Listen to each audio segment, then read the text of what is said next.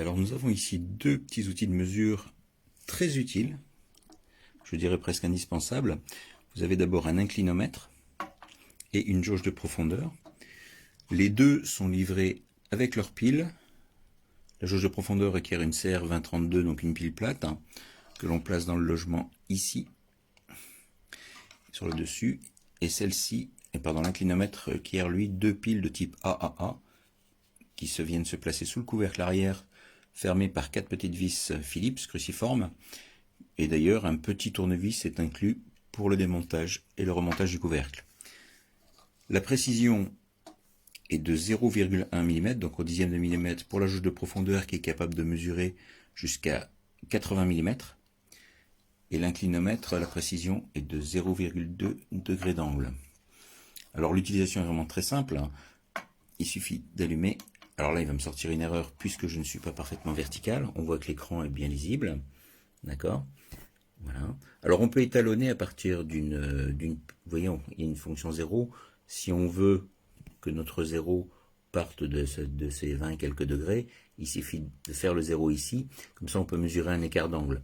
Donc ça, c'est pratique. On peut aussi, avec Hold, bloquer une mesure, etc.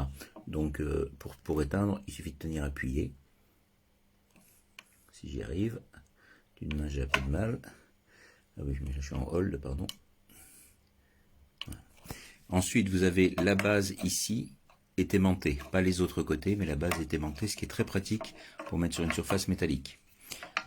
Au niveau de la jauge de profondeur, l'utilisation est elle aussi très simple, et elle offre quelques fonctions intéressantes pour allumer on. Alors si vous voulez prendre, d'abord on étalonne, on passe bien la jauge en bas sur la surface d'appui. Bon, ça tient tout seul, mais bon, on peut bien la tenir.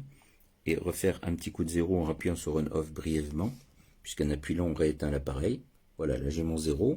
Si par exemple je veux mesurer l'épaisseur de mon stylo, je viens placer la jauge dessus, et j'appuie, et ici je vois l'épaisseur de 9,9 mm.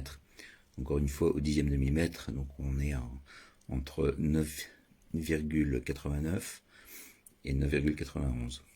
Ici, vous avez une petite molette qui permet de bloquer la réglette pour plus qu'elle bouge.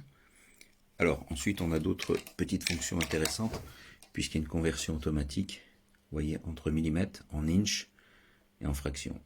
Si j'appuie, voilà, je suis à 0,39 inch. Et ensuite, l'autre fonction intéressante, c'est ici, puisqu'on peut se mettre en incrémental ou en valeur absolue. Ici, on voit en ABS, on a valeur absolue. Si par contre, ici, je vais me mettre en incrémental,